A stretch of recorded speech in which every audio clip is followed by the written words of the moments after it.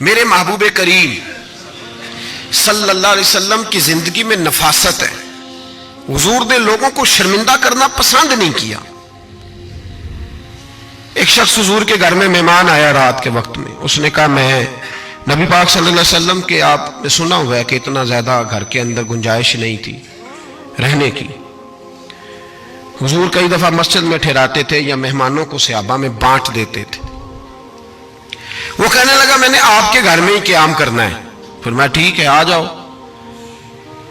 صحابہ کہتے ہیں جتنا بھی 4-5 بکریوں کا دودھ سارے اہل خانہ استعمال کرتے تھے، محبوب کا سارا گھرانہ وہ سارا کٹھا ہی اکیلا ہی دودھ پی گیا. سارا جتنا کھانا تھا اکیلا ہی کھا گیا. رات کو اسے چارپائی پہ سلایا گیا تو کھا اتنا چکا تھا کہ اس کا پیشاب حضور کے بستر پر ہی نکل گیا. وہ جب آلودہ ہوا تو شرمندہ ہوا، اٹھ کے بھاگ گیا. کسی نے دیکھ لیا تو کیا بنے گا. کہتا ہے میں جب کنویں پہ گیا،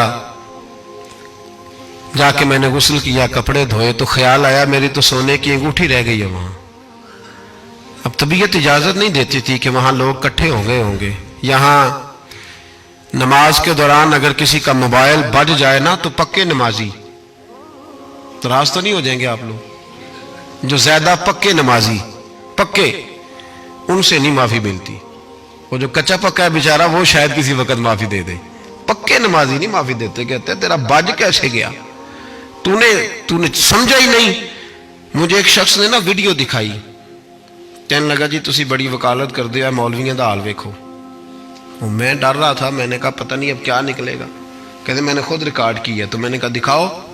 ویڈیو میں یہ تھا کہ نماز امام صاحب نے مکمل کی ہے تو دعا کے ہاتھ پھیرے ہی ہیں انہوں نے، تو وہ موبائل لے کے جا رہے ہیں بار بار ٹوٹیوں کے پاس جا کے فون سننا شروع کر دیا. کہنے لگا جی یہ مولویوں کا حال ہے، نماز مکمل نہیں ہوئی فون کان کے ساتھ، تو دوسرے کیسے باز آئیں گے. میں نے کہا یہ تو بہت جرم کیا اس نے، تو اس کا پھر کیا اشر کیا آپ لوگوں نے. کہتے نہیں آپ کو دکھانے لو. میں نے کہا پاگل آدمی، اس کے گھر سے بھی فون آ سکتا ہے. کہنے لگا نہیں گھر تو مسجد میں ہی ہے، وہاں سے کیسے فون آئے گا. تو میں نے کہا اصل میں تجھے پتہ نہیں، ہو سکتا ہے اس کی بہن نے فون کیا ہو کہ خامن نے 2 تھپڑ مار کے باہر نکال دیے. تو وہ ایسا وقت ہوتا ہے جب کھڑا نہیں ہوا جاتا، بات سننی پڑتی. یار معافی نہیں دیتے، ایک ایک جملے پر ایک ایک حرف پر لوگ اعتراض کریں گے، ایک ایک حرف پر کوئی گنجائش ہی نہیں.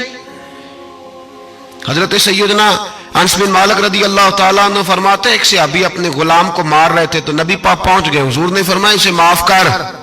اس نے کہا کتنی بار؟ ایک جملہ نبی پاک نے کہا تو حضرت انس کہتے ہیں میرے وجود کے رونگٹے کھڑے ہو گئے. اسے معافی دے دے. حضور کتنی بار؟ تو میرے نبی پاک نے فرمایا جتنی بار اللہ تجھے معافی دیتا ہے دے نا اتنی بار.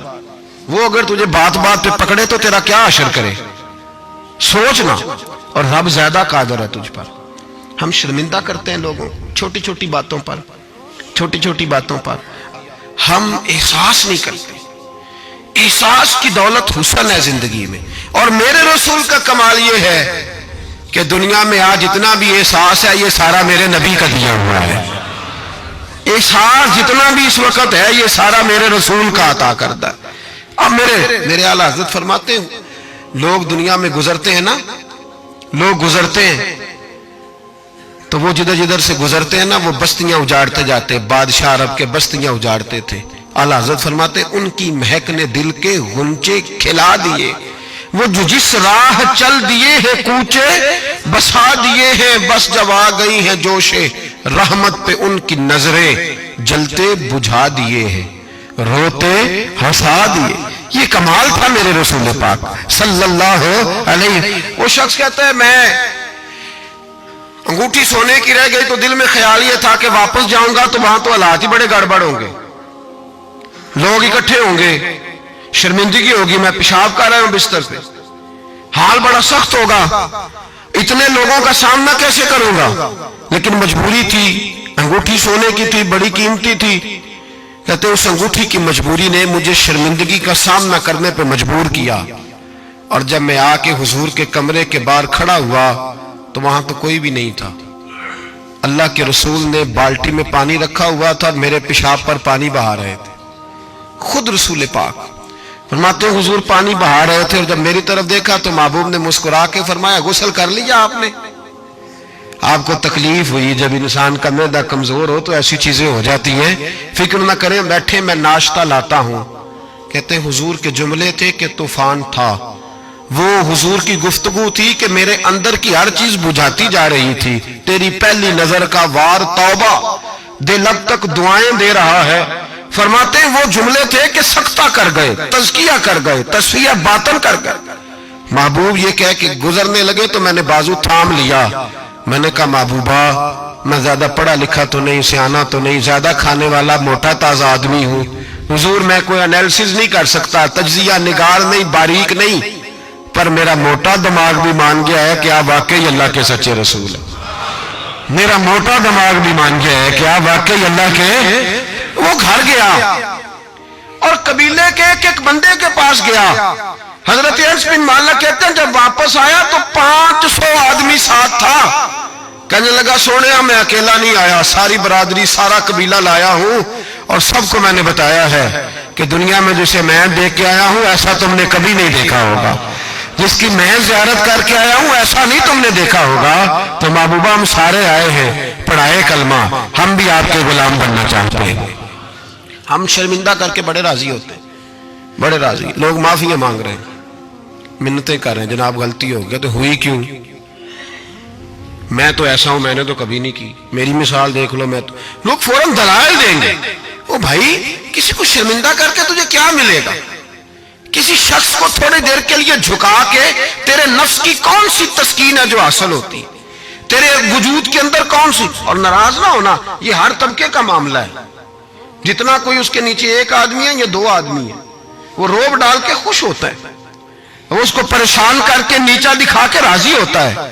میرے رسول دنیا میں لوگوں کو نیچا دکھانے نہیں آئے، عزت عطا کرنے آئے، حضور بلندیاں دینے آئے، نبی پاک نے وقار دیا۔ میں کبھی کبھی پریشان ہو جاتا ہوں جب لوگ آ کے کہتے ہیں نا بچی کی شادی ہے، تعاون کریں کرائیں، تو ایک سوال ذہن میں آتا ہے کہ کس پہلو سے تعاون کریں؟ بچی کی شادی پہ کھانا پکانا فرض ہے؟ بولیں تو صحیح، سنا کبھی جہیز دینا؟ کس چیز کا تعاون کریں بتائیں؟ کرنا چاہیے۔ میں اپنی بساط بھر دوستوں کی توجہ دلاتا ہوں کہ یار یہ ضروری ہے، اس کے ساتھ تعاون کریں، لیکن سوال میرا یہ ہے کہ اس میں فرض کون سی شے ہے؟ وری دینا فرض ہے، زیور ڈالنا کس بات کی؟ تعاون کس بات کا کرائیں؟ اگر کوئی ہم سے اس کا شرعی تقاضا پوچھے تو کیا جواب دیں اس کو؟ میرے پاس کوئی استفتاء لے کے آتا ہے تو میں کیا جواب دوں گا؟ اس میں کون سی شے ضروری ہے؟ پھر اگر آپ ناراض نہ ہو تو فکرہ کہہ جاؤں، دل کرتا ہے بچی والوں سے تعاون نہ کرے، بیٹے والے جو غریب مسکین جہیز کے پیچھے بھاگ